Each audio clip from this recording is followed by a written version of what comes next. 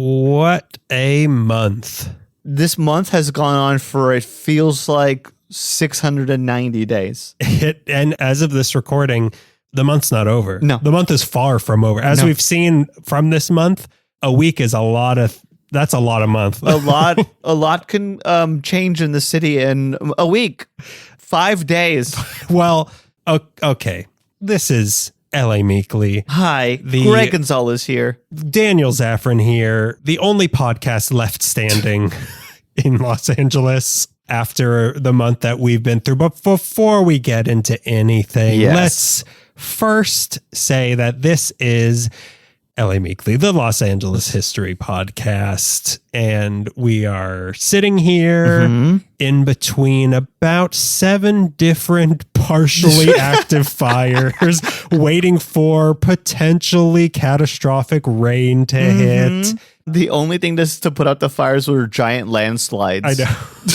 But then we had to hire a bunch of earthquakes to stop the landslides. And as we're speaking this, the undoing of America is currently in the city right now. Yeah, that's happening too. Point your microphone down a little bit. You told me to point it up before.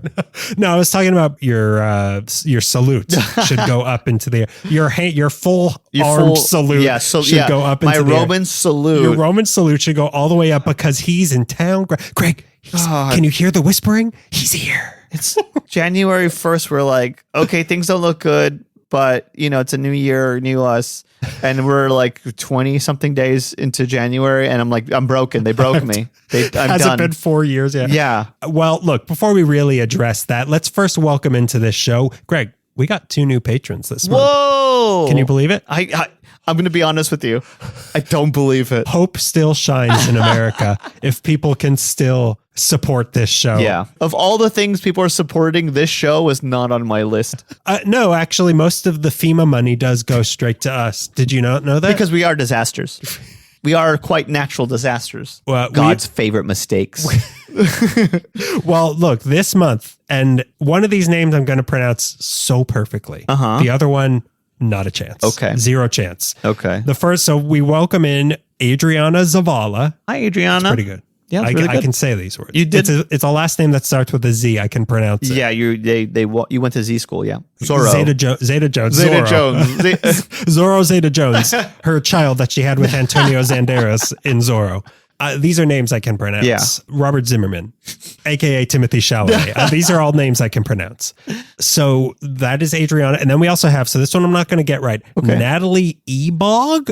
About. Okay. Hi, Natalie. No, she prefers to go by her last name. Ebaugh. How would you pronounce this? So spell it one more time. Ebaugh.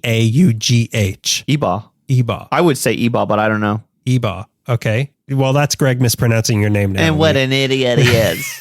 What a stupid. What a dum-dum. Insensitive mistake made by God that Greg is. God's sincerest mistake. God's notes app apology, Greg Gonzalez.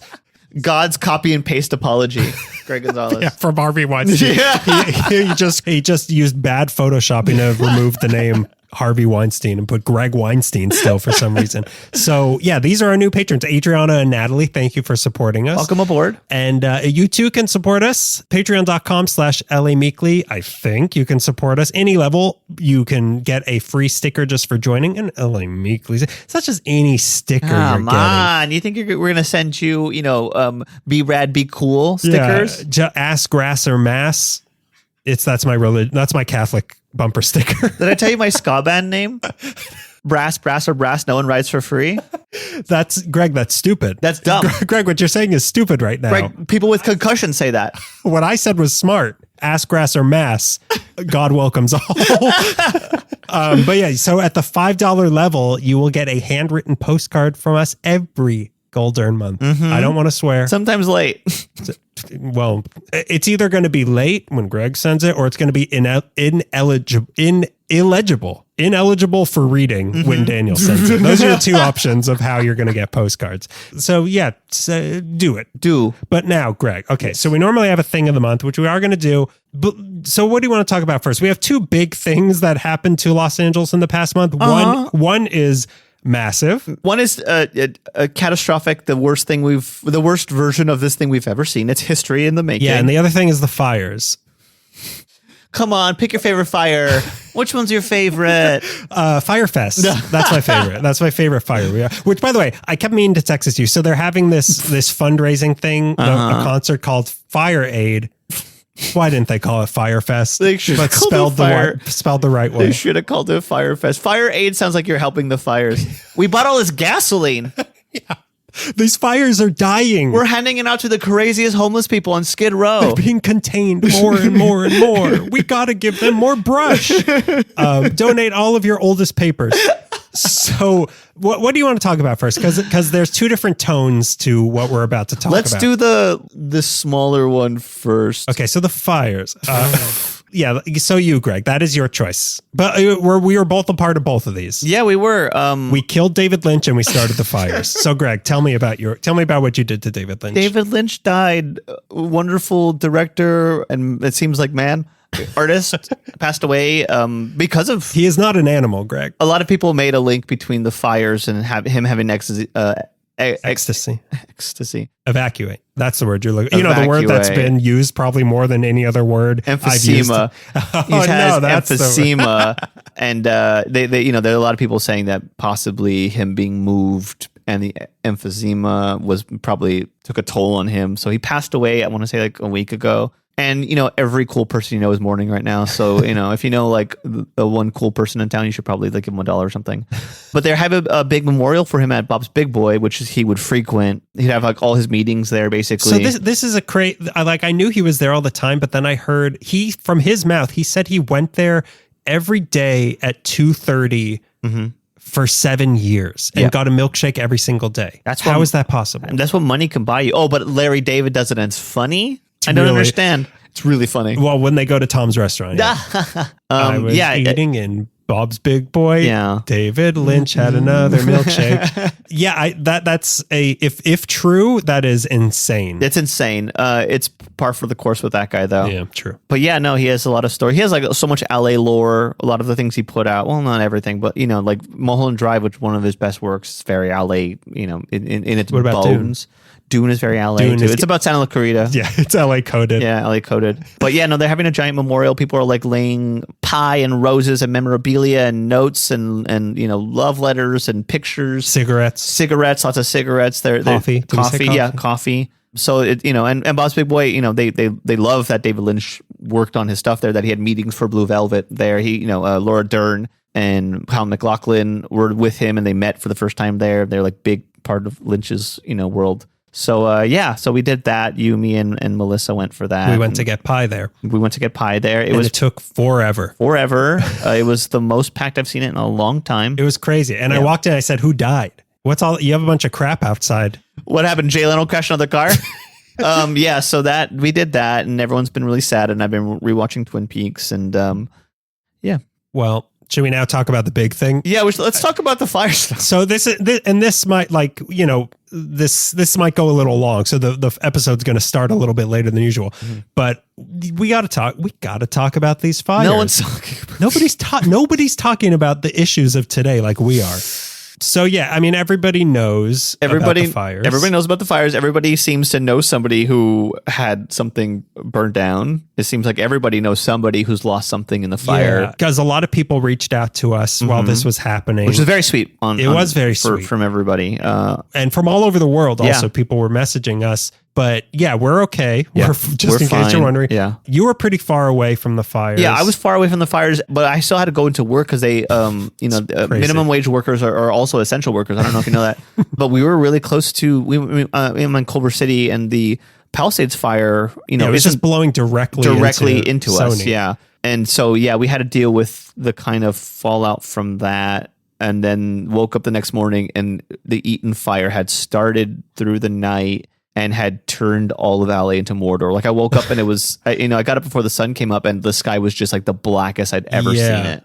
And that's when the orcs started. And that's when the orcs started looting. Yeah. So as we are sitting right now, we are at the worst of the Palisades fire. We were about 2 miles away from the get ready to evacuate zone.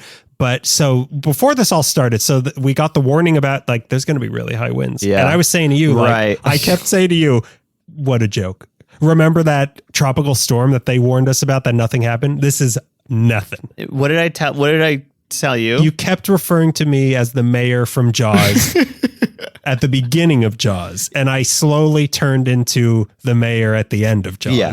And I turned into the gas tank that exploded in Jaws' mouth. So the wind started. And it was crazy. It was crazy. You guys lost power. So we were losing power like once every hour. The lights were flickering on and off, and then at about 7:30 on that first night, we lost power, and we didn't get it back for 73 hours. That is wild. So to me. I kept checking in with you, and I'm like, dude, turn on the TV, and you're like, I can't, brother. Okay, so the longest I've had a power outage has maybe been like 6 hours. Mm-hmm. So I kept thinking like, well, it's going to come right back on. It's going to come right back on. I'm going to ride this one through. Fun. Yeah. And then it just kept going and going without power. We had to throw out all of our food, which was heartbreaking. I bet you were. I bet she had to keep you out of the dumpster. Well, you threw yourself into it. I kept saying like, maybe the eggs. Maybe since like there's other cold stuff, the eggs. The meatloaf. And she had to pull you by the legs out of the dumpster, and you're crying. They massacred my fridge. Yeah, it was ridiculous. Yeah. But people, they let us come over and shower because we didn't have no hot water. So like they let us come over. My cousin let us come over and shower. That's Kevin nice. Smith let us come over and charge stuff. Oh, cool. Because like, my phone was at like 20%, and about half hour before the lights went out, I was like, maybe I should charge this. Yeah. So I had barely any power, and that's when all the stuff of like, it's coming. Yeah. And then the stuff with the Sunset Fire, I guess it was. Right, Like there were two separate fires in Studio City that were both closing in on us also. So like from both sides. And it was really scary. Like, you didn't sleep all night, I think, right? No, you were up all night? No, I slept like a baby. It was actually, I slept windows open. Yeah, better than I've ever slept. Better than I ever slept. But yeah, it was really scary. And my parents are in the north part of the valley. They were in the get ready to go zone for that fire. Yeah, well, like Granada Hills fire or something. It was in Sylmar. Oh, Sylmar. Okay, but it was so easily could have spread because it was crazy what was happening. Yeah. I mean, we're fine. We know people who listen to this show who lost their houses or can't go back to their homes. And this was horrible. Yeah, it was horrible. It happened so fast too. It happened really fast. And what really what freaks me out about it is that I always, living in this part of the valley, the assumption is a fire will never get to this point. This low, yeah. And if it does, then we're all doomed. Yep. And guess what? It almost did. Mm-hmm. And it was like, it was unthinkable. Like it felt like the beginning of COVID. That's what it felt like here. Cause I didn't know. It felt very familiar in an awful way. It felt like, well, is the city about to burn down? Like it really felt like, well, this is the end. Cause we didn't know what was happening. And like, we barely had power on our phones, and the messaging that was going out was kind of confusing. Yeah. And like, I don't know. I guess they're investigating stuff now of like what could have been done differently, but like kind of what could have been done differently. Like, what are you going to do? Like, I don't understand. A lot of people are saying that, I think like some D-list celebrities are like suing because of Palisades fire. Didn't like rush. Ambassador Sylvester Stallone. Yes. He has diplomatic immunity. I don't know if you know that. Some people are suing the city because they think like we shorted them or the city shorted them on water. And I don't know the ins and outs of everything, but it seems like everyone did as much as they could do. Yeah. Unpredictable. That's so unpredictable because it was fueled by the winds. Mm-hmm. So you don't know what's going to land where, but like, I'm sure like since I think the Hollywood fire, they've been on it. So anytime like there's any sign of a fire, they just jump on it, which like God. Is great. Because last night or 2 nights ago was when I was falling asleep and I look at my phone and see a text from you and from the city saying, new fire, get ready. You might need to leave. New fire. Who does? The city just sends you fire emojis. Awake? You up? You up? Question mark? Because you better be. But yeah, it's just, it's still ongoing. And like I said, there's now supposed to be bad rain starting tomorrow. So we don't know what that's about to bring. Yeah. I've been trying to think about like what to say about this because I don't want to complain. Like, I think it's there were so many power outages. I think it's crazy that I was out of power for 73 hours. Yeah. But that's like you were safe though. It could have been so much worse. Yeah. Like it was so close to, and I don't even want to say like, oh, thank God. Like we know people who lost their houses, and that's unthinkable. Somebody I knew from high school, I don't talk to him, but he's a friend of a friend, lost his house in the Eaton fire. And I asked my friend, I'm like, what did he manage to take out? What did he choose to take? Because I'm always, I guess a little curious about like what do you take? I don't know what to take. And it's Edric, and Edric told me about this other guy, and he's like, oh, he didn't take anything because like he woke up to the news that you have to leave. Yeah. And like, damn, it happened that fast. It did. In the middle of the night, and that's why people were up all night. It was crazy. It was really scary, and I don't remember feeling this like there hasn't been anything this bad to hit the city since the Northridge earthquake. I think, and I don't even like. I was very young, and of course I wet my pants, so I was preoccupied with that. How do I get dry? That was the worst thing. How do I recover? Yeah. How can we grow from this? But that's the thing. Like when at its worst, from our window here, if you look to the right, the sky was red because the flames were that right close. there. Yeah. And it was just, I remember from the Northridge earthquake thinking, why are my pants so wet? I can get used to this. I can get used to this is what I was just about to say. But the one thing I remember vividly, other than my wet pants, was that I looked outside during that and the sky was red because a gas station blew up right by us. And this was the same thing. Yeah. Like it was just horrible. And I think we're all really traumatized from it because now when I hear wind, I get kind of nervous. Yeah. And it's just like, and I thought it was over. And then 2 nights ago, it's like, oh my God, again, we're going to have to do this again. Yeah. And it's, I don't know. I don't know how we move past this. I don't know either. I know we will, but like, I don't know. The day of the high winds before the fire started, I had coworkers who were, they didn't grow up in LA, and we were talking about like, how like we can jokingly call fire season.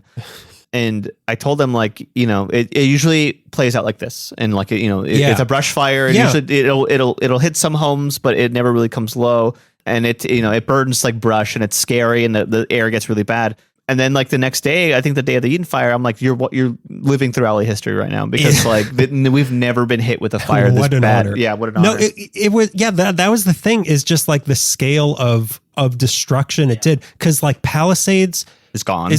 Altadena's gone. Parts of Malibu, I hear a lot of parts of Malibu are gone. And that's what really got scary, was when they started evacuating the flat parts of Santa Monica. Yeah. And then also like similar to COVID, you hear like Tom Hanks, like that it matters more that a celebrity, sure. but when you heard like but we all famous know him. people, we all know we all know him personally, that Tom Hanks lost his house. Yeah. And that's when it kind of felt like, what is happening? Like, is this it? Like the firefighters saved us all. Yeah. And some of them were incarcerated people, and and people from other countries and other cities. That's right. But this felt like one of those things that like, well, if they weren't organized, or if there was no fire department, like this would have just been the end of the civilization of the lost. Yeah. Like if this would have been wiped us out. If this had been like Native American times, a fire like this would have been it for the society. Yeah. They would have had to start a new book. Be like, okay, this is the new beginning. Yeah, because it could have, if it jumped over the 405 like it seemed like it was going to do, it would have torn through this whole neighborhood all the way to Griffith Park, and then jumped over to your area. Mm-hmm, yeah, for sure. If unchecked, like it really could have been a lot worse, and because the winds were so strong, the embers could have ended up just anywhere they wanted. It was crazy. 2 things reminded me of COVID. There was one moment in Culver City where me and my coworkers were just like staring at it was just like a bright red sun and like like black clouds above us. And we just kind of like were silently staring at catastrophe. And it felt like moments being at markets during COVID when everything was empty and you're just standing around with a bunch of strangers being like, look at this, look at all of this. And breathe it all in. Breathe it. That's another thing. I don't know, like there's so much information about like what's going on with the air quality because it's, like these are old houses. Yeah. And that's another, like the history that was lost. And just like these houses in Altadena were so old and filled with asbestos and filled with lead paint and all this stuff. And then like all of the electric car batteries that just burned, like there's so much, it's horrible. It's really bad. Talking about the air quality was the other thing that reminded me of COVID when, they made us, we were wearing masks at work. Let's just lay it all on the table. They made us get vaccines. They made us get an anti-fire vaccine for this. I can't melt now. The government tells me when I get to melt. we wore masks at work, and I walked into one of the offices, and the person there saw me come in, and then she rushed to put on her mask. I'm like, oh, you don't need to do that because this isn't COVID. You don't need to wear a mask inside. But I saw that me wearing a mask triggered her to reach for her mask, and that made me so sad because we just have that born into us now. We're all very traumatized from many things. Okay, so that's the other thing I wanted to talk about this. There's a lot of people that are very hopeful about this, and I find myself I'm finding it very hard to be hopeful about this because people are pointing out all the donations and people helping, which is nice. Yeah, that's great. And I don't know what was more hopeful to me was like the other people that came to help, from the people from Mexico and from Canada and other cities and states and all them all coming to help. But I don't know. I like it. This is just going to keep happening. Sure. And I don't know how. I don't think there is a responsible party for this other than all of us contributing to ruining the environment. Yeah. And seems like there's no stopping it at this point. So many scientists have been like, oh, yeah, we're over the edge. There's no coming. We're beyond the point of no return. So that's great. This is just our future now. That's another thing we should address is just how many, the moment that things got escalated to a certain point where this is kind of crazy. There are so many community-run organizations and people just setting up GoFundMe pages and spreading that and helping, just a person decides I'm going to have a donation drive and then managing to pull it off. And it happened all over the city. And I read a post that was something community runs faster than government does. And I think that's really a beautiful thing that so many people stepped up to the plate to try to help other people. The Watch Duty app became the only thing I could count on. Yeah. It became Pokemon Go because suddenly everybody had it. Because I was going to the fire to try to get more fire points. Because during the power outage, my two websites I was looking at were the DWP outage map to see when they were coming to my neighborhood. They weren't.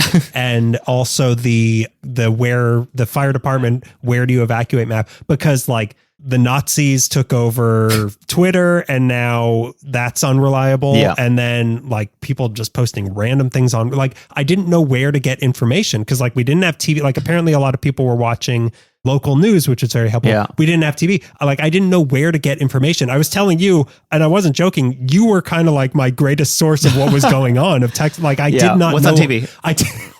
What are the Desperate Housewives doing? Yeah. And that was invaluable to me, Greg. What are the lottery numbers tonight? Yeah, no, yeah. Greg, was there a deal or not a deal?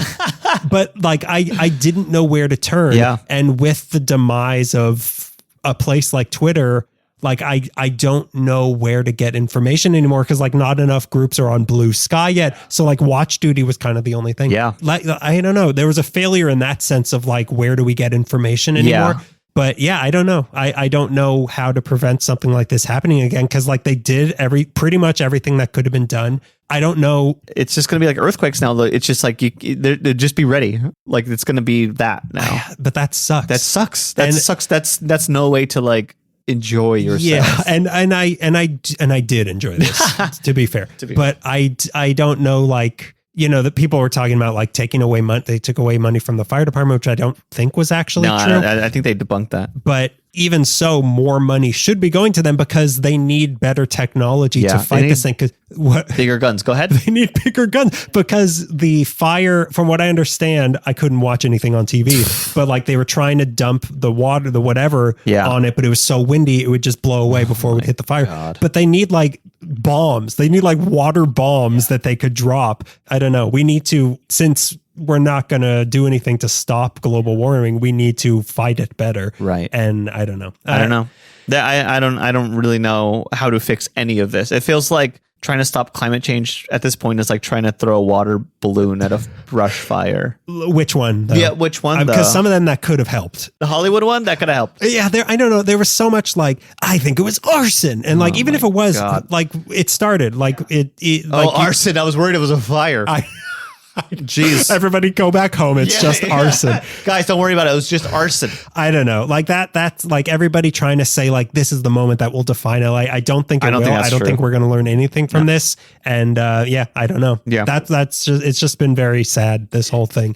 I think I texted you at some point, man, the last 10 years, I know for a lot of people, it's been the last 50 years, the last 20 years, but these last concentrated 10 years, what a exhausting time to be alive. Yeah. Every day I wake up and I'm just like, what now? I don't know. All we can say is I'm sorry for everybody who lost their houses. I'm It's very horrible. sorry. Yeah. Like, unimaginably horrible. Yeah. 2 of the houses from our calendars are burned down. Right. Which is you had mentioned that were in the pictures that are burned down. Like, it's crazy. Yeah. It's really weird. A hat shop in Altadena that I like fell in love with rebranded a hat I had, and I was just like in love with this store that burned down. Not saying that's worse than anything else, but like when I found out that burnt down, it was like, oh man, they're sweeping through everything now. Like, I don't know. I just felt scared. It was like I was familiar with that. That's what I think like made it much more real for me. The lighter fluid store that I loved so much in Pacific Palisades went up in smoke. Can you believe it? Yeah, no, that's the key thing. It's just been really scary. Yeah, been really scary. But anyway, we're half an hour in. It's time to actually start the episode. You still want to do that? I don't know. Like we haven't, posted anything about like how we're doing. Like to everyone who's responded. That's also one of the nicer things is that, like we said, so many people from all over the world were making sure we were okay. And we really appreciate that. Yeah, that's we really appreciate sweet of you that. guys. And yeah, it's really nice. And I hope I never have to throw out eggs again. If you can ever get your hands on them. I know. We just bought eggs. And then it took me 3 tries to get eggs after this. Greg, I'm infertile now. I don't have eggs. I would have barren. ate them raw. Raw like. If you go to the dump, you can get my old eggs. Okay, so let's lighten the mood a little bit. Let's get comfy. Also, maybe let's get physical. Whoa. Because this is, after all, the love month. Mm-hmm. February 14th. That's the day, right? Yeah, it's a day. Yeah, Valentine's Day. Like as Greg refuses to pronounce correctly, it is this month. So I don't know why I thought of this. Valentine's Day. Has anyone said that before? Has anyone tried Think this? about this. My love is on fire. Oh, that was another thing. That's not a good song to sing right now. Something that, burning love. Burning love. Another thing that kind of signaled like, oh, this is serious was when the Kings postponed their game where they were supposed to play. They were playing the Calgary Flames. 2 cents. Guys, not right now. No. Can't we bring like the ice queens or like the water drops or the red flame stuff? It'd be so funny if like the flames come out into the stadium and everyone's just like, whoa! You took my, and they've been doing really nice tributes to the firefighters before all the Kings came down. Anyway, okay, let's get back to February. So we're talking about.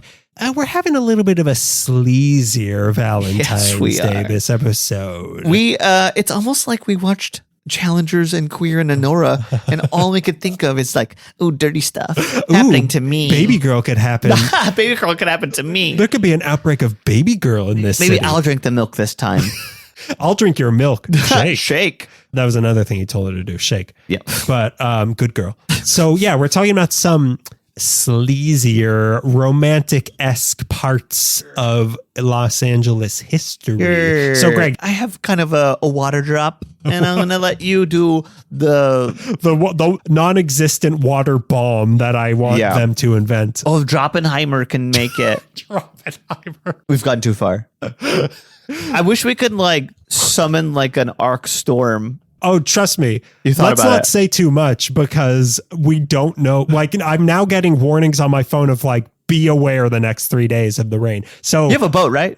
The city asked me if you have a boat. Yeah, come March, we might spend another half hour talking about the rains that destroyed Los Angeles after the fires. So, Greg, tell us what you're going to be talking about. I'm going to be talking about a piece of LA lore that only the dirtiest scumbags ever bring up in a conversation. I'm going to be talking about Jumbo's Clown Room. I have only seen this place from my window, and I lock my doors when I walk by. And I also tint my windows when I go by. Yeah, I have a button for that in my car. For when the plebes get too close. They want to wash my windshield? What's a windshield, driver? They want to butter my bread? You want to let me eat cake? Today, I'm going to be talking about Old Hollywood lore, a legendary sleazy spot that has surprisingly very little written history to it.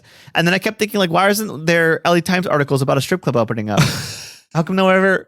Why aren't they talking to people on the fringes of society? Why didn't they know when this opened how much of a niche, beloved place it would be in 60 years? That this would be like through word of mouth through generations, that this would be incredibly impactful in the city. Why didn't anyone predict that?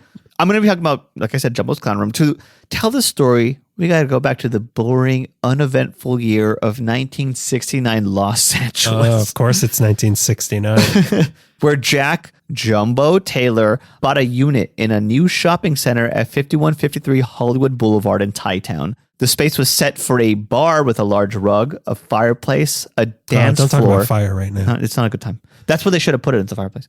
And a jukebox in the corner. Don't talk about juice either, please. Not right now. Not after what we saw at the inauguration. Not after King Cybertruck did that thing. By the way, have you ever noticed that a Cybertruck looks like a Heil? He did it all along. Right under my nose. Right, like a little mustache. Like a little mustache. Right under my nose. Anyway. I'm going to take my Cybertruck back. I don't want it anymore. Yeah, I think I might return it. Jack Jumbo Taylor's plan was to open up a cool little neighborhood hangout bar. And he did. Grand opening for the cool little neighborhood bar came a year later on June 27th, 1970. Bottled beer was 45 cents. Cocktails were 50 cents. Is that good or bad? It's good. A beer and a shot was $1.45, and a shot of peppermint schnapps was $1. I could have got alcohol poisoning for $20. Yeah, but with inflation. With inflation that's now. Like $20. That's like $20-ish, maybe 22. And through the years, it was a hangout bar. Business picked up about, a little bit after 1971, as the website said, after the Sylmar earthquake. All right. People were grieving. They were scared. Yeah, maybe they'll get another boost after all the fires. I got to go to Jumbo's. I got to go to Jumbo's right now. And they sound like a really cool hangout bar. They had like through, the 70s, they had like themed parties. There were like luau's with roasted pigs. They'd have pajama parties. Oh my God. They'd have like pillow parties where they'd clear out the tables. They'd fill the room with pillows. And everyone would sit on the floor with little tables and get served pizza from the pizza oven. Okay, that's really fun, but it's also kind of creepy that it's happening at Jumbo's Clown Room. Yeah. I mean, we could do that here, but at Jumbo's Clown Room, that's kind of weird. Let's invite the clowns over right now. The clowns are naked women. The clowns in Washington, D.C. that are here right now. Invite them in. Let them eat cake. There were Halloween parties through the years where everybody come dressed up. Jumbo's had a drinking team where the members were issued cards for $10 each, and each card would allow a team member one free drink every day for a year. Jumbo's was a place you can go to, you go out dancing to. They had food. It was just like a cool neighborhood spot. It wasn't well known. It wasn't like the Macamba or anything like that. It was just like a neighborhood bar, but it seemed like everyone was having fun. In 1976, Jumbo goes full disco, getting a smoke machine and a disco ball.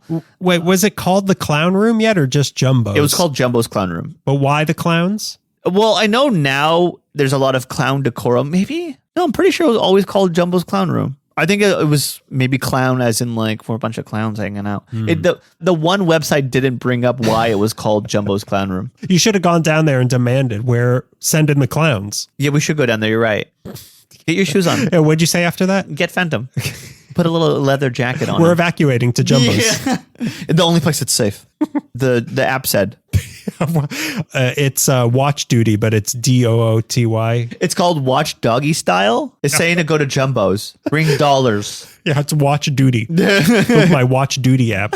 So it was a discotheque for a while. Jumbo Taylor was also putting out a newsletter called Clownin' Around, where he talk about all the fun things happening at Jumbo's for that month. I've been trying to find an issue of this nowhere on the internet. Apparently, the bar also has a Clown of the Month, which I imagine is just like who's having the most fun, who's got the biggest shoes on. So it is kind of like almost like a VFW of like we're the kooky sailors. Yeah, here. we're the class clowns. After it played around with disco, it traded bricks of cocaine for bales of hay and went country western for a while. Ooh. Country western in like on Hollywood Boulevard doesn't make a lot of sense to me. Unless should be on Western. What's the freaking rodeo place on Sunset Boulevard? Not Saddle Ranch. No, Saddle Ranch. It is Saddle Ranch. Saddle Ranch. Yeah. Saddle Ranch changed everything. R.I.P. But in 1982, things were changing. The bar was reoriented. The fireplace and pizza oven were removed and replaced with pool tables and a stage for pole dancers. Jumbo's went full sleaze and became a dive bar, strip club, dance hall. And that's why it's in this sleazy Valentine episode. Exactly. I said it now. Valentine episode. You're so stupid. So dumb. I played the long con. I was purposely stupid for years so that you would also be stupid. I planted a seed of stupid and I watered it so well. Don't talk about water. We don't know what's about to happen. We don't have enough of it to even bring up. It also became a place, at this point through the 80s, a place of Hollywood legends where regulars, including Charles Bukowski, who we've covered before, Lemmy Kilmister from Motorhead, whose most famous place was the Rainbow Room, would sometimes wander down Hollywood Boulevard to Jumbo's. Dearly departed, our boy David Lynch is rumored to have written some of Blue Velvet at the bar. And if you've seen Blue Velvet, it feels like they're hanging out at Jumbo's Clown Room. Courtney Love is said to have briefly been a dancer at Jumbo's. Oh, that makes a lot of sense. This is the crowd. Was William Burroughs busy? Did he try to go sober for a while? In 1990, Jumbo Taylor brings his daughter Karen in to run the family business. And through the 90s and into the 2000s, it really cements itself as a hipster dive strip club. Yeah, that's the reputation I get from it. Like it seems very gross, but like people like cool gross. I think it's this is just my perception of it. It is genuinely gross. The square's version of it. Yeah, no, a really smart guy who says Valentine's Day. It's genuinely gross, but cool people go there. Some would say like a CBGB's type. Like it's cool, don't go to the bathroom. Yeah. Yeah, it was a hipster dive strip club where there was no, this is essential to what makes Jumbo's. There was no DJs playing music, so the girls, the dancers, would pick their own songs on the jukebox and dance to them. That's kind of fun. You'd go to Jumbo's and see girls dancing to Susie and the Banshees or Black Sabbath or the Ramones. While the idea at the time, anyways, that most strippers look like blonde Barbie dolls or exhausted college students, the dancers at Jumbo's leaned more punk, more goth. They looked like exhausted community college students and, regular college students. Don't discriminate. In 2004, the city passed an adult entertainment zoning ordinance that banned lap dances and forced dancers at Jumbo's to trade like G-strings and pasties for bikinis. That became a bikini bar. No more full body bikinis. Suits. The rare one-piece bikini. You know what Ebenezer Scrooge wears when he wakes up in the middle of the night? You gotta wear that. Greg, you're making me sweat. And it's not just the lantern I'm holding next to my head. It's not just the little kids under this. Wait, I don't want to say that. I meant that they're scary, not that they're making me sweat in like a... Okay, keep talking. You live near a school. No, I live near an evacuated school. I can say this for the next hour. This change put Jumbo's on the path to be less of a strip club and more of a cabaret burlesque place. Now that not only are the girls picking their songs, but now you have to wear outfits that, you're not showing this, the goods. Where dancers put on more of a theatrical show. That's interesting because that's a similar thing with my place. A similar sort of situation happened. Yeah, in 2004. Like 20 years earlier. But the same exact thing. Yeah, same thing. Crowds loved the kind of burlesque show that a girl would put on, not just like taking her clothes off, the art of seduction, but like a big theatrical fun show was happening there. And it is super sleazy too. Is this where because there is a pretty strong burlesque culture in LA. Is this where it stems from, or is this just a part of it? I think it's a part of it. I think Lucha Vavoom is what really breathes fire into burlesque again. But this was before. This was before. Yeah, this was before that, but it wasn't like a big... like Lucha Vavoom was a big... This was like a regular hangout where sometimes it'd be burlesque, sometimes it'd be sleazy. It like couldn't be counted on a big burlesque show all the time. It might be Pillow Night. This is Pillow Talk. Oh my God, if they were still doing Pillow Pajama, they could have done Pillow Talk podcast. Oh, look at that. Looking for hosts? Yeah. I'll take my clothes off. I'll make a pizza. That's a sex move. Pepperoni. Hold the anchovies. Around this time is when I started hearing about Jumbo's, it being like a grimy punk, dive bar where girls took their clothes off and the girls were kind of like, I'll get into it, but I forget his name, the college English teacher with the tattoos we all liked. Oh, I don't remember his name. Yeah, who's an author, but he'd always tell us to go to Jumbo's. Of course he did. Of course he did. He's an English teacher. They're required to. Yeah, with tattoos. He had to. But like when Suicide Girls became more popular, a lot of people started making comparisons between the models on Suicide Girls and the Jumbo's dancers, like having tattoos, dyed hair, and piercings, having good taste in music. And so you could see Suicide Girls performing live shows at Jumbo's and attendance swelled. So like it got lumped into like this side thing reflected this thing and it became one big thing. And this kind of scene built. And it was like the hush hush cool hangout spot for dirtbags, which is not common for me to hear about because I don't get to hear about cool stuff.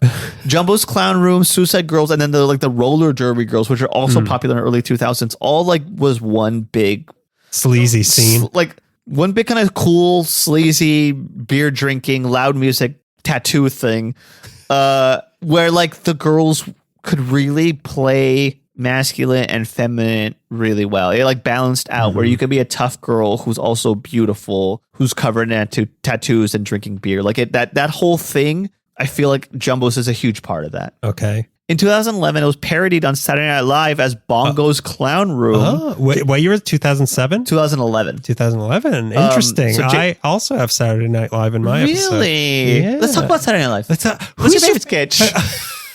What's your favorite Sweaty Balls episode? What's your favorite? Is it Sweaty Balls? What's your favorite sketch with Joe Piscopo? Greg, who's your favorite Conehead? What's your favorite Chevy Chase outburst? I like the one where he said something to Bill Murray and Bill Murray screamed out mid-talent.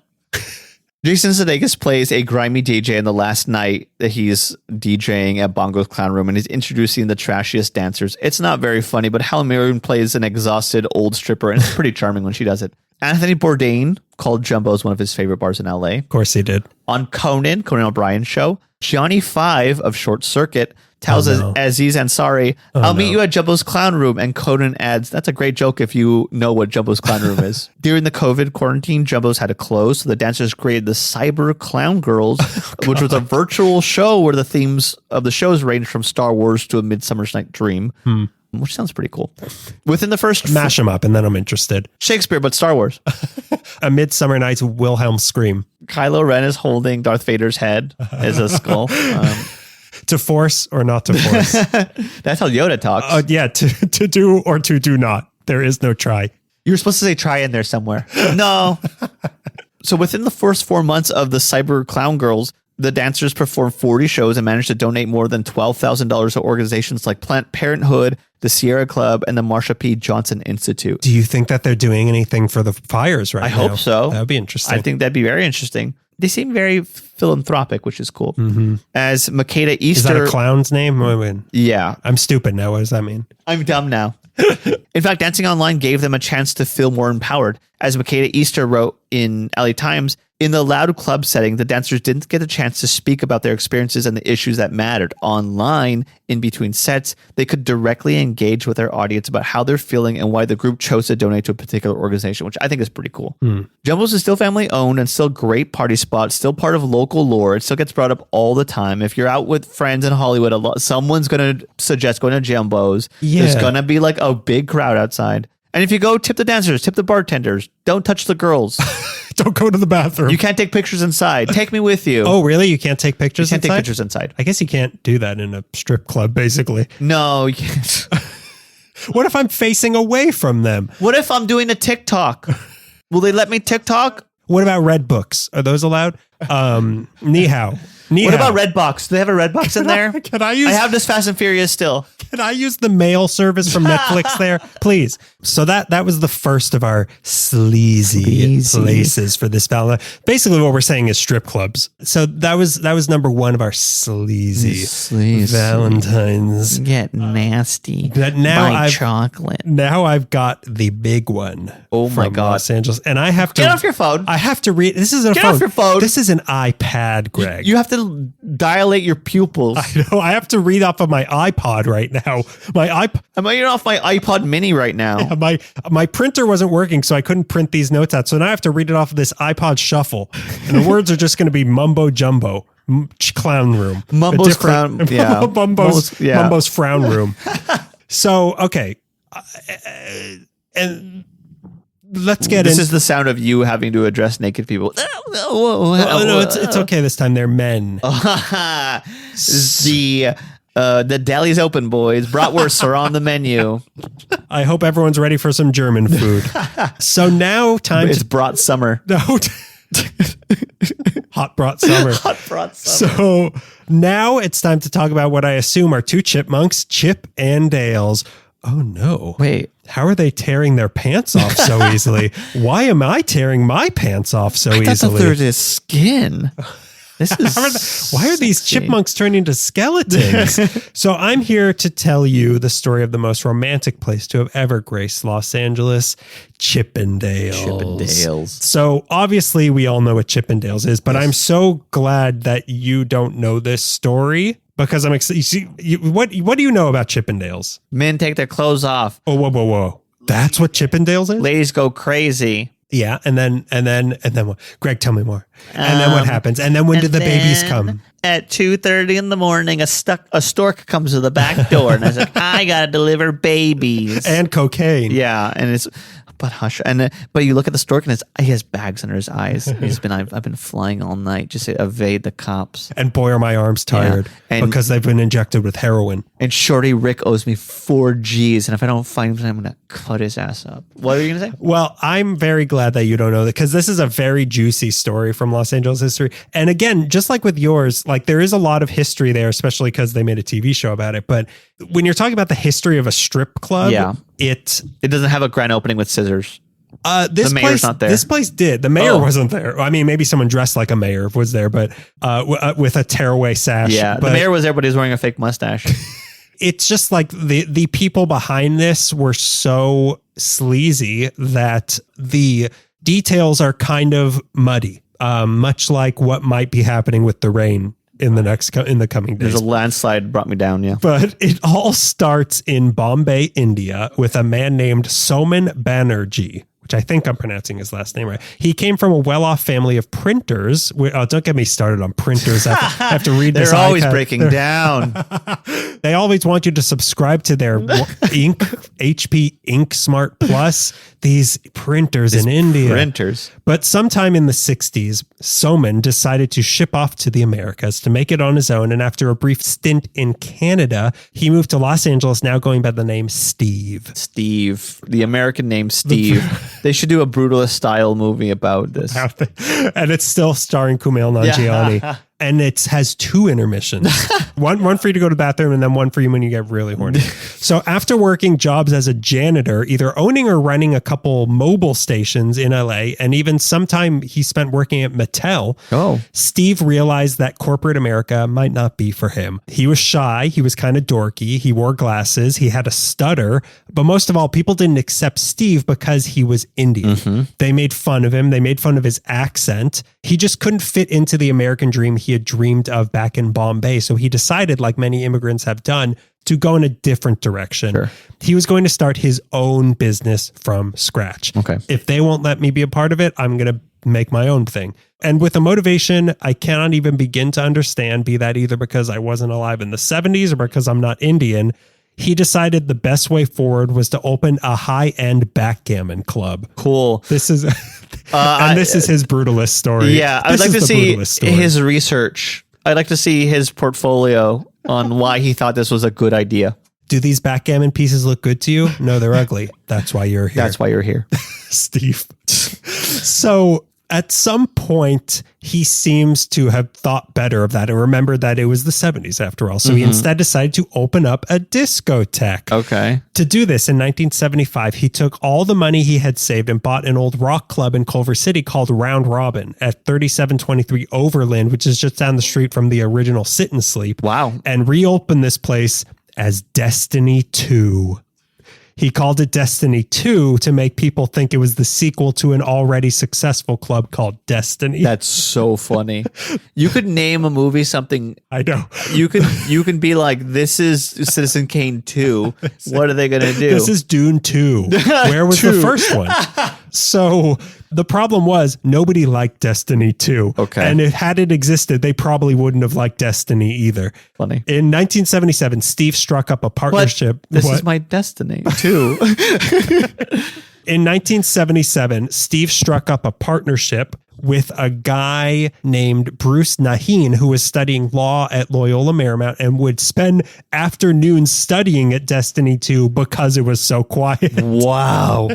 It was quieter than going to a coffee shop, was this discotheque. Devastating. Together, they started offering gimmick nights at the club to try to draw people in, like women's mud wrestling, oyster eating contests, Jewish singles disco dance night, and of course, backgammon tournament. Cool. I wonder whose idea that one was, but oyster eating contests still weren't kicking things into high gear like Steve wanted.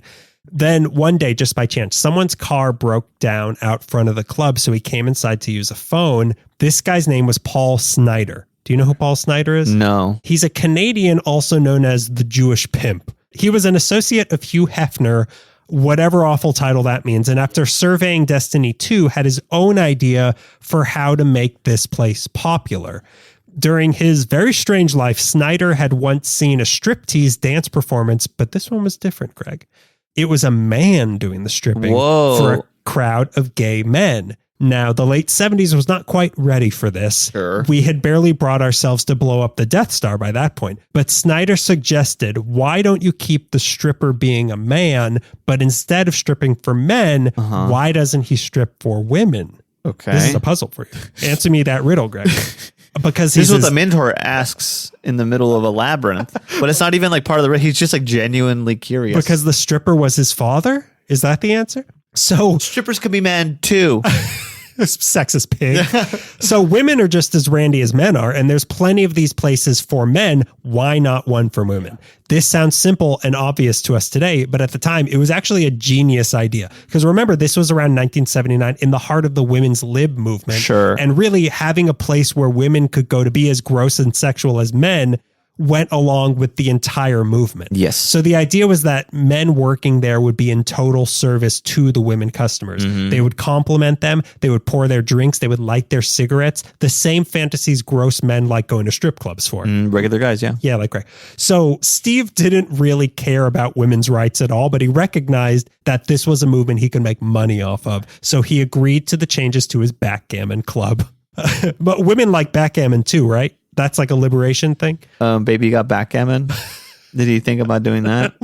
I would rather not. So Steve went out. Boom, boom, boom, boom, boom, boom, boom. That's the sound of the backgammon pieces moving. So Steve went out looking for men who would dance naked for women on stage. So he went to the natural place to look, the gym. He hired a bunch of guys at the gym who he made sure had no body hair. Then he proceeded to put flyers for the new shows everywhere women congregated, nail salons, women's restrooms, but he didn't want to stick with the failed name of Destiny 2.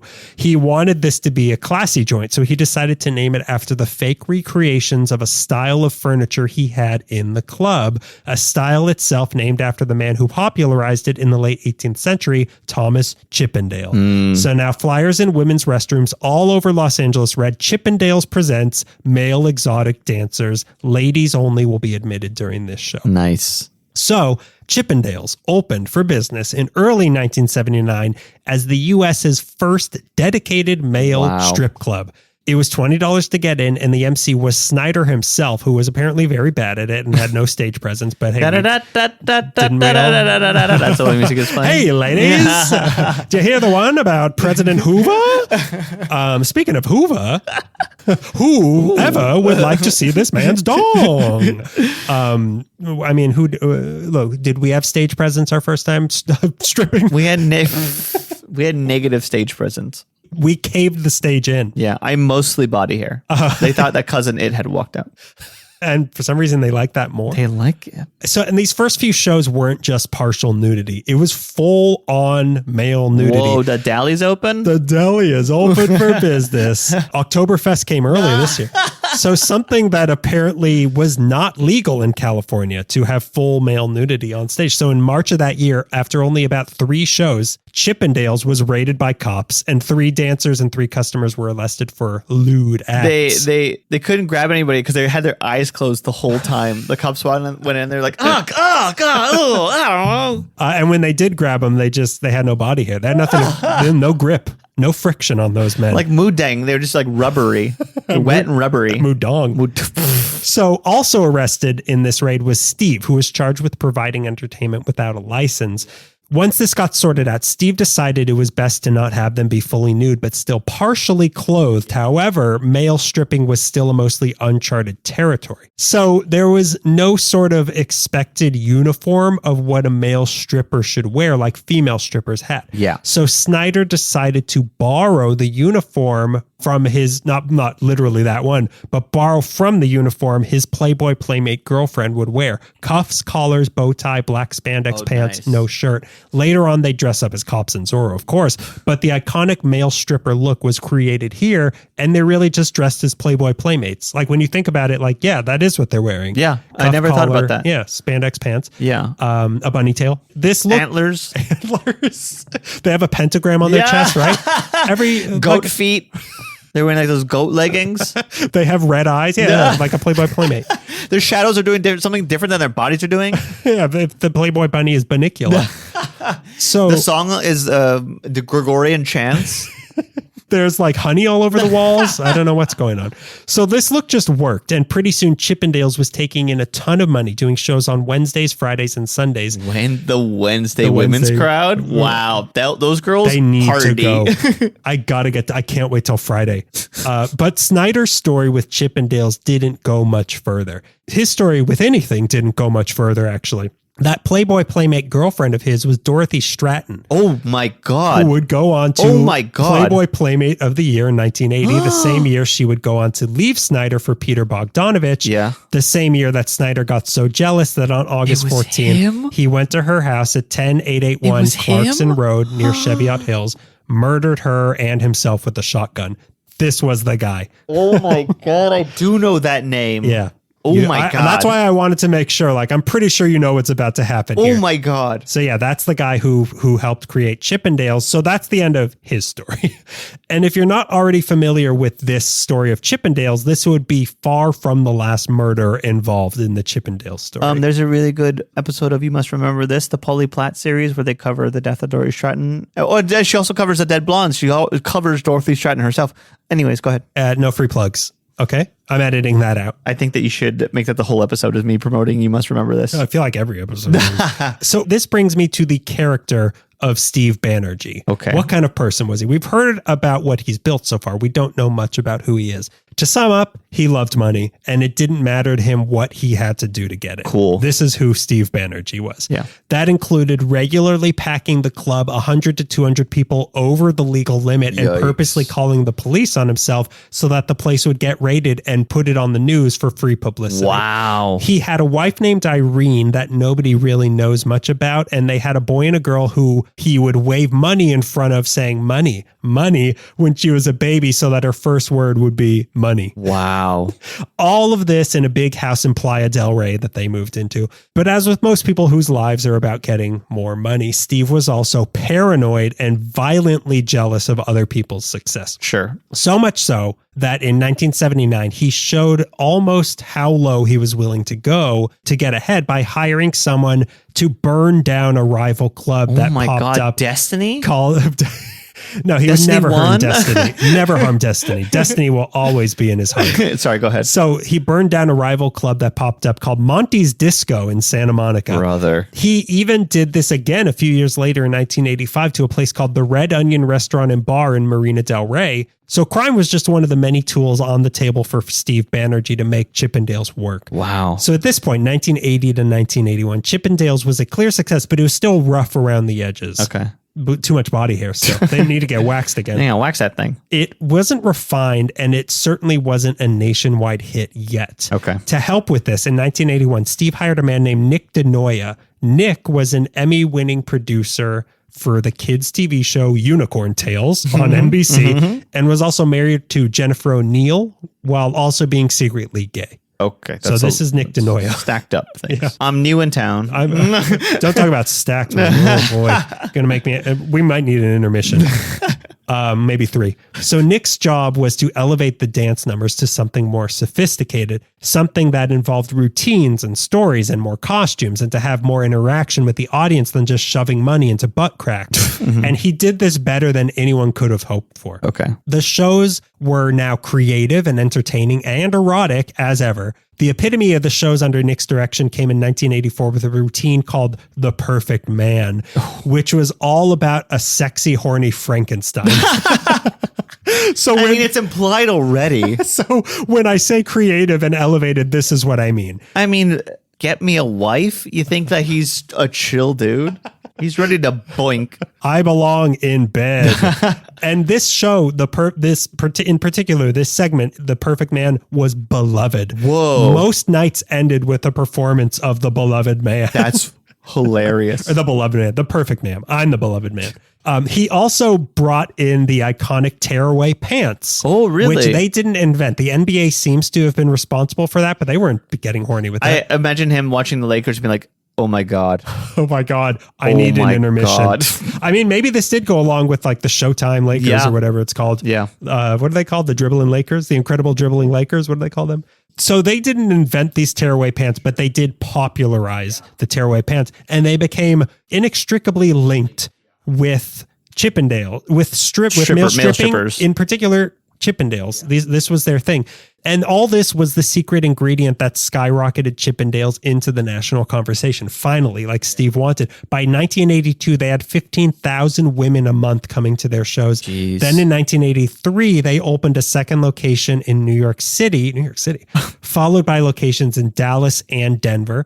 They even became known internationally when the dancers started performing on TV talk shows. Like they went like mainstream. Yeah. They also sold calendars of their steamy hunks in over 4,000 stores. And in a classic L.A. Meekley-esque blunder, in their 1987 they calendar, had 2 Januaries. In 1987, Steve refused to pay the designer overtime, so they ended up printing 300,000 copies of a calendar that had 31 days in February, which cost them tens of thousands of dollars to reprint because Steve wouldn't pay the designer overtime. I imagine him calling the government like, I need 2 more days in February. I just need like 2 or 3 more days. Yeah. What can we do? Like, I'll give you daylight savings. Give me 3 more days in February. And you get as many calendars as you want. Yeah, they expect them on February 31st. If I beat you at this game of backgammon, you have to add 3 days to February. Just for 1 year. Yeah. In 1 fiscal year. In 1990, they were even famous enough to be made fun of on Saturday Night Live by Chris Farley. That's right. As a Chippendales dancer. With who was that? Patrick Swayze? Patrick Swayze. Yeah. So with the special spice of Nick DeNoia involved, Chippendales had gone mainstream, like I said. So much so that even Gloria Allred, who's the attorney on the Roe v. Wade case, hosted a fundraising event in a Chippendales. Because it was a whole, like, it really was like a women's empowerment thing, even though the people behind it were so sleazy. Yeah. Steve even got it into his head that he could convince Disney to put a carousel of progress type thing inside of Disneyland that would show the evolution of man going by on a carousel full of scantily clad cavemen and gladiators and things like that. Pretty great. This never happened and never would have happened, but Steve was convinced that if Walt Disney was still alive, he'd have gone for it. So what the world missed out without sexy Louis Pasteur in Disneyland. Finally, something for the moms. Yeah, I don't know why he thought that. But he got it in his head like this will be a great idea. And they seem to claim that this was always only women allowed, but a story coming up later kind of contradicts that. However, they say that the one man allowed into the shows was Hugh Hefner, who eventually did give them legal permission to rip off his bunny costume. But what's that? A strip club run by a notoriously crooked man wasn't as squeaky clean as it seemed. Some bad stuff happened behind the scenes at these places. Lots of drugs were involved. There would be orgies in the back rooms. Greg's waiting for me to get through the bad stuff. And the men would sometimes be sold to desiring women for $1,000 that would spill out into the surrounding neighborhood. Like people would just be like on neighbors' front lawns, spilling out of Chippendales. And I do mean spilling. They even got sued in 1987 by a 26-year-old UCLA student named Don Gibson. Again, this is where their claim that only women were allowed in falls apart.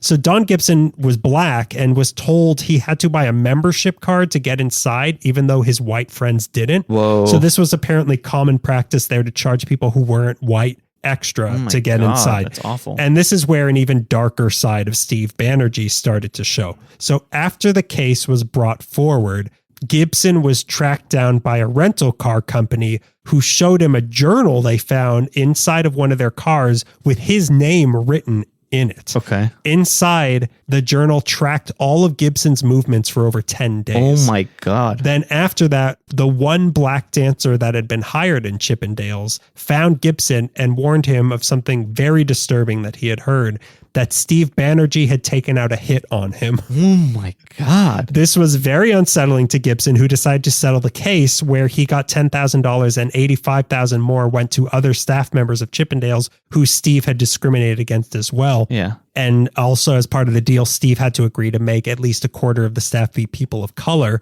This drove Steve to bankruptcy, not because he couldn't afford it, because it got him out of having to pay his debts and shielded him from any future lawsuits. That's the only reason he declared bankruptcy. Jeez, of course. But still, the most disturbing part of all this was that Steve had allegedly taken out a hit on somebody. Nobody was hurt, but apparently this was something Steve talked about doing for a lot of people who he felt were in his way. And in his mind, nobody was more in his way than Nick DeNoia. But how? Nick was the one responsible for a level of success Steve never would have gotten on his own. Mm-hmm. Oh, wait, that was why Steve hated him. Steve was fiercely jealous of Nick. Where Steve was dorky and quiet, Nick was outgoing and out there. I hesitate to say likable because apparently he was very abusive to the dancers. But because of his big personality, Nick had become the public face of Chippendales. They even started calling him Mr. Chippendales. Jeez. Not Steve Banerjee, the pudgy dweeb from India, who actually was Mr. Chippendales. Nick DeNoia, the handsome white guy who didn't come into the picture until years into it. Steve resented him on so many levels, and Nick let it go to his head and hated Steve right back, feeling that he was the one who elevated the club. To him, he was Mr. Chippendales, and now... He has a Chippendales on his shoulder. They call me Mr. Chippendales. No, they call me Mr. Chippendales. I am Chippendales. And Nick was also right, not just because of what he did for the shows themselves, but also because he started a touring version of the Chippendales show that started touring around the country and also internationally. He called it Chippendales Universal and wasn't actually owned by Steve, but he paid Steve royalties for using the rights to the name Chippendales. Okay. So the two began clashing over who was really in charge until in 1984, they couldn't take it anymore and came to an agreement. Steve would get all the rights to the clubs, and the two would split the touring profits 50-50 in perpetuity. Okay. They wrote this deal on a napkin and signed it. Problem was, Steve didn't know what the word perpetuity meant. Oh, no. And he didn't want to look stupid by asking, what does perpetuity mean? As the years went on, the club started to become less and less popular, but the touring show became bigger and bigger. Man. Steve got the raw end of the deal, and he wanted more of what he saw was his rightful money. And that's when he learned what perpetuity meant. I should look that word up eventually. His resentment. I'm not going to buy a dictionary though. That's too much because money. Then I'd have to own the dictionary forever. Oh no.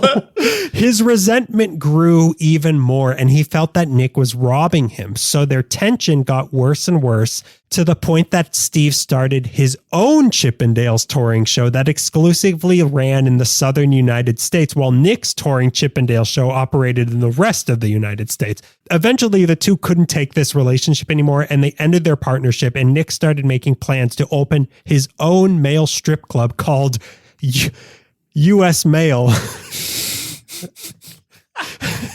That's as bad as L.A. Meekley. What's that? What's that about? U.S. whale? They had the tagline, "We deliver." Oh my God, this is genius. This is really good. I'm on Nick's side now. A second tagline, "Is there anything fragile or breakable inside?" Because like pregnant women couldn't come in because of the fog machines. Is there a lithium battery in this? They're anti-robot also. So he was planning to do this, and he still retained the rights to half the touring Chippendale show. Wow. And this was what drove Steve Banerjee to do the thing he's second most famous for. I don't know how he met this guy, but in 1987, those darkest impulses returned to Steve Banerjee, and he got in contact with a man named Ray Colon. Okay. Colon. It's spelled colon, but I'm assuming it's spelled cologne. You never know. Ray Colon. Yeah, you never know. Yeah. He was an ex-Palm Springs cop and a lounge singer, and also an assassin for hire. Oh my This God. is Barry, actually. Maybe they made 2 shows about this. So Steve's target, Nick DeNoia. Okay. So Colon got one of his cronies, Gilberto Rivera Lopez, to pose as a messenger who went into Nick's office in New York City on April 7th, 1987, and shot him in the face and killed him. Lopez got away and the murder went unsolved for years. Nobody knew what had happened, but he left tearaway pants. It was a tearaway gun. But with Nick out of the picture, Steve quietly swooped in and bought back the full rights to the touring show. Everything he always wanted. Certainly he would be satisfied now. Yeah. Yeah. Oh, he's deader than I am. He's not dead enough. Can we dig him up and make him strip? We can turn him into the perfect man. By this point, the concept of stripping men was fair game for anyone wanting to make some randy money. So a bunch of rival clubs and touring shows started popping up. To try and stop them, Steve started demanding that venues where his touring Chippendale show performed sign a contract saying that they couldn't allow any other male strip shows to perform here. Wow. But then a group of 3 guys went too far. Too far because these 3 guys were former Chippendales dancers trying to open up their own club. And this, as we know, does not end well for Steve's former employees. Yes. In 1992, Michael Fullington, Steve White, and Reed Scott decided to take what they had learned working at Chippendales and open up their own male strip club in England called Adonis Men of Hollywood. What's their tagline? Cut. We are not members of SAG. Something with Hollywood. That's where my brain is leading right now. We put the wood in Hollywood. Yeah. We put the urine on Hollywood Boulevard. They pee on girls. I don't know. They'll work on it. They'll figure it out. Well, actually, they won't. When Steve caught wind of it, he contacted the only guy he knew how to handle situations like this, Ray Colon. Yeah. For this situation, Colon hired a guy named Errol Lynn Bressler to go to England and inject these 3 men with syringes full of cyanide and kill them all. This is what Steve hired him to do. Where were bullets? No more bullets? It's England. You can. I mean, there's stricter gun laws. There's no laws about cyanide in England. You can buy that at a pharmacy. Hey, they killed many a king this way. Why not do it? Yeah. For old time's sake. Yeah. But this time, things didn't go according to plan. Bressler chickened out and decided to turn Colon into the FBI, who then raided his apartment and found enough cyanide in it to kill 230 people. 230 strippers. In particular, male strippers. Regular people, that would be like 600. Yeah. But to kill a male stripper with that much wood? Yeah. Which he explained was for gophers. I'm not killing strippers. I'm killing gophers. I'm giving gophers a cyanide tooth in case they get captured by a exterminator. Yeah. Colon was arrested and charged with murder for hire, but he refused to tell who was paying him to kill people. So he was thrown in jail, but he was no rat. He wasn't going to sell out Steve. Yeah. Steve. Then after 7 months, Steve told him he wasn't going to pay for his attorney. So Colon sang like a canary rat. Oh my God. You pay for the attorney. Again, he wouldn't pay the guy overtime for the calendar. It screwed him. He won't pay his hired assassin's attorney fees. Him. So not only was it now known by the authorities that Steve was trying to kill these Adonis guys, but now they finally knew who was behind the Nick DeNoia murder as well. The deal Colon cut was he would get a reduced sentence if he wore a wire to get a confession out of Steve. He wore the wire in a bow tie. And then he accidentally tore away the bow tie and they couldn't get the footage. So in June 1992, Colon met with Steve and tried to get him to admit to everything verbally. But Steve must have suspected something was up because he would only answer his questions by writing the answers on Post-it notes and then flushing them down the toilet. Oh my God. It took until 1993 when he was finally able to meet up again with Steve in Zurich, where he got him to say into the mic that he had given him $500 to buy the gun to kill Nick DeNoia. And that was it for old Steve Banerjee. On September 2nd, 1993, Steve was arrested and taken to the Metropolitan Detention Center downtown, where he was charged with racketeering, arson, and conspiring to murder, all of which he pleaded not guilty to. Wow. But as the evidence started to mount from all the people he had wronged and made enemies of over the years, he too decided, I think I'm just going to take a plea deal. He was going to confess to everything, and all he would get would be 26 years in jail. But here was the kicker. He also had to surrender his entire stake in the company, which would be transferred into the hands of the U.S. government, a government-run Chippendales. It's all going to U.S. mail. It was a little bit of a clerical error, but it was going to get folded into the U.S. Mail Department, USPS, the United States Penis Service. They're giving him all this money in ones, in sweaty ones. And 26 years in jail was a new show they were working on. The cops that arrest him start dancing.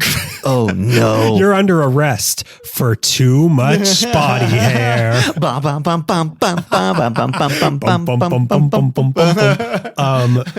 He shows up to the jail and it's tearaway bars. Yeah, all he had to do was give up the thing he cared most about, which was the company he built. So he agreed, but what else can he do? So the case was about to be closed. Justice was about to be served. But then in his final act, in a violent string of never giving up control of his beloved Chippendales, the day before his sentencing on October 23rd, 1994, Steve Banerjee hanged himself in his jail cell. The people in charge of him said that he had been depressed but hadn't showed any signs of self-harm or anything like that. He did leave a suicide note in his cell, as the LAPD described it, in an Indian language that they were apparently never able to translate. What? Even to this day. As far, I couldn't find anything of what he left, what the note said. Oh my God. So it seemed kind of out of left field that he would do this, though his son today believes he was killed Epstein style, but his son, who is now a stripper himself, also seems to be not altogether there. I hope he doesn't hear this and cyanide me. It's for the Gophers. But him killing himself meant that instead of control of Chippendales going to the government, it all now went to his wife, Irene. Wow. So that was his final, like, I'm not following your rules. Yeah. So after all that, Chippendales was still in the family. Irene sold it for $2.5 million, which seems really low, but sadly she died of breast cancer in 2001. You can see a mostly accurate retelling of this story in the Hulu series Welcome to Chippendales that came out a couple years ago, starring jacked comedian Kumail Nanjiani as Steve Banerjee. The Chippendales touring show is still going strong, but the only brick and mortar location that remains is in Las Vegas. But the greatest tragedy of all of this is that in 2014, they stopped using the tearaway pants. Oh, come on. What is there, a war going on? You need to ration that? Or bullets? Come on. Show me your dang pee-pee. Pee-pee police here. So get them out, boys. But who's the real stripper? You or me? Who has jurisdiction to strip here? Let me see your badge. It's just a birthmark. But yeah, it's that's the story of Chippendales. A really weird, sleazy part of LA history. Yeah. And pretty cool. Steve Banerjee, pretty cool guy. Pretty normal dude. But yeah, just that's before we start wrapping up here, you know what my experience with tearaway pants is? What? I was. Oh yes, of course I do. I do know it actually. Didn't you wear? No, or am I thinking of John Mulaney who wore tearaway pants to every game and never got to tear them off? Or was that you? No, that was not me. I never played a sport where I needed tearaway pants. Okay. I only played medieval knight jousting. I couldn't tear away. I hit him so hard his pants fell off. Oh, the 10-year-olds you had to fight. I was taking a final in college, and we're like 5 minutes into the test. I must have told you this. We were like 5 minutes into the test, and this guy raises his hand and says, "Did we learn any of this in class?" And the teacher was like, "Yeah, this is all stuff we covered." And he's like, "Wait, what room is this?" They were like, "Oh, 302." And he's like, "Oh, I'm in the wrong room." And then he got up and stood in front of the class and ripped off tearaway pants into his underwear and ran out of the room. Wow. Yeah, that's my experience with tearaway pants. Huh. Yeah. Pretty weird. And that man, Nick DeNoia. That man his name, William Hung. Hum, that's what I call That's him. what it is. That's not his real last name.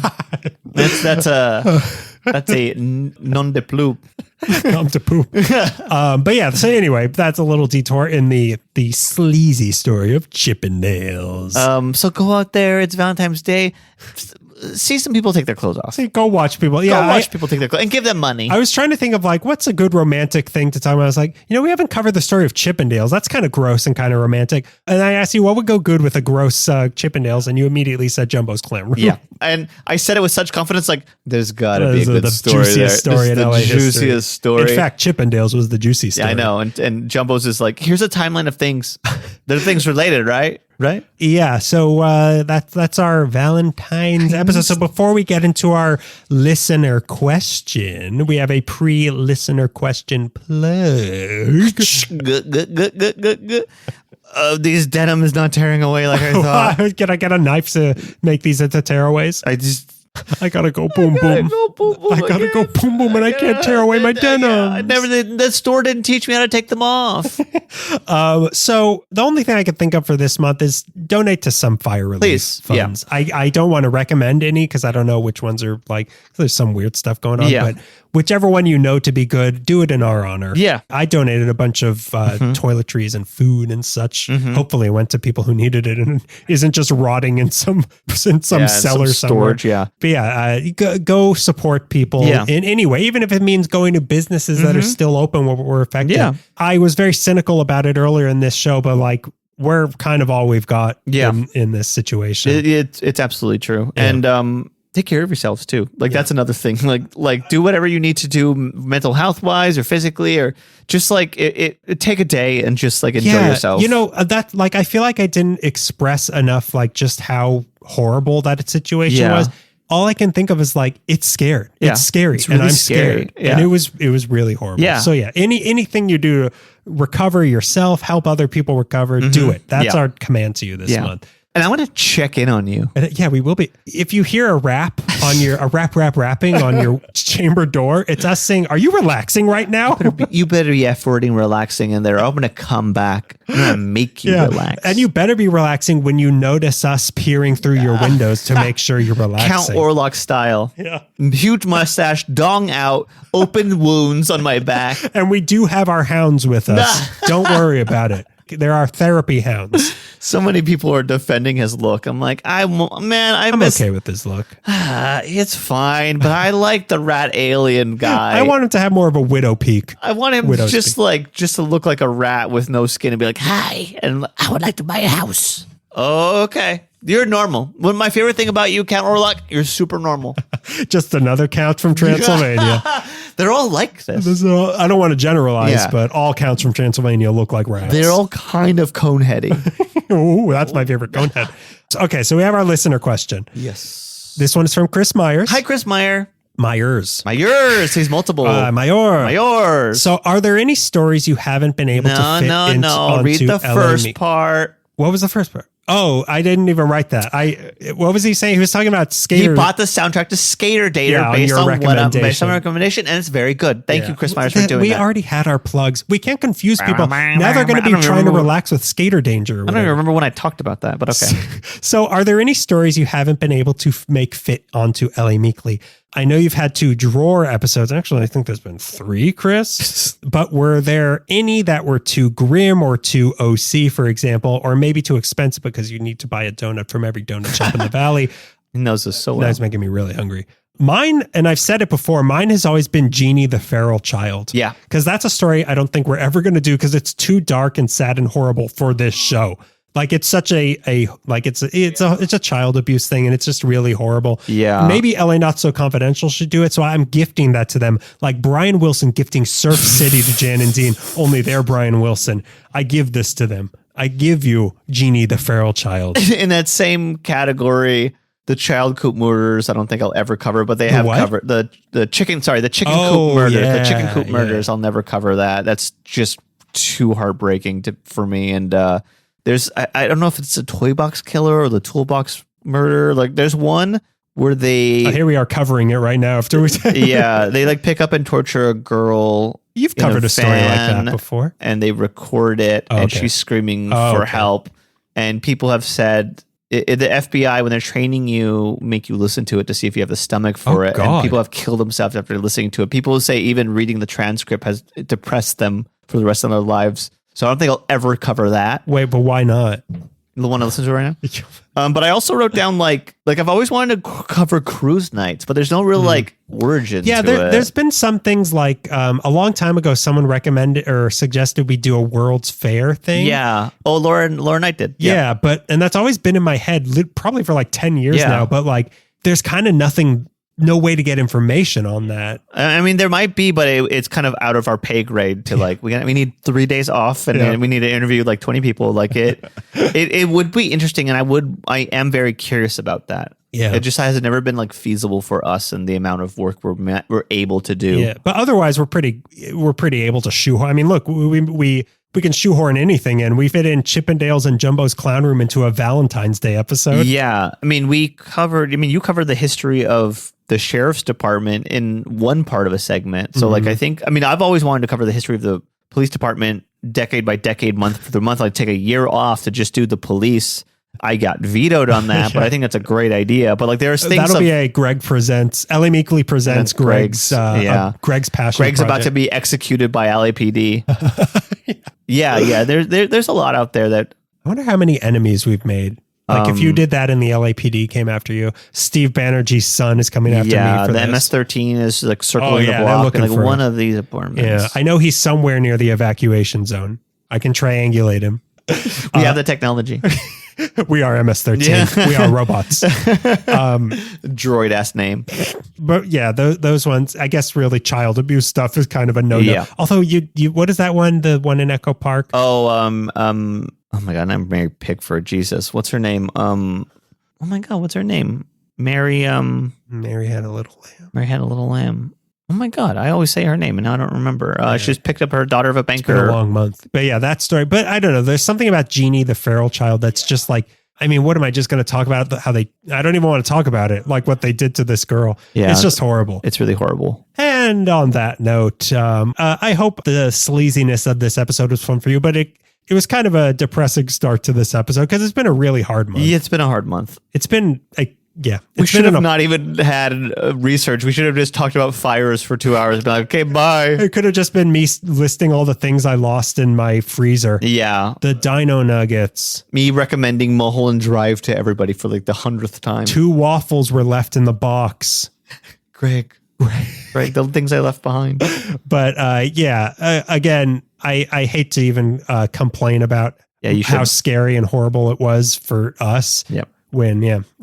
Just awful. And I don't know what's about to happen this weekend. They're warning us about bad things. I don't know what's going on. Yeah, no, we're not. We're thankfully like sort of at the tail end of the fires. I mean, like Palisades is almost put out. Yeah. There's one in Stake Lake right now. So it's still kind of going on. It's like, I feel like everyone is safe right now. But yeah, tomorrow we have rain and who knows? Maybe a new thing will start. Who knows? There might be like, oh my God, a sea monster we thought dead for years.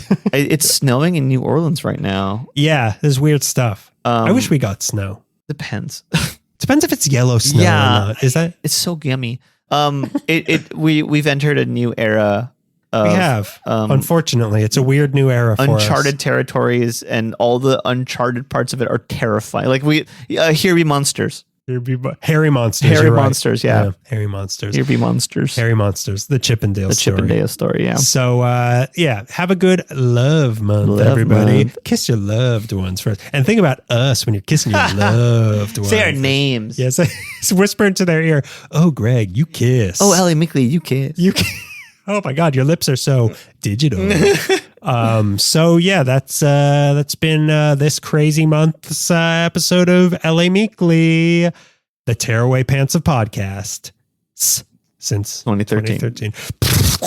Oh no, my skin! No. I forgot we weren't wearing pants. I tore away my skin. My epidermis is showing.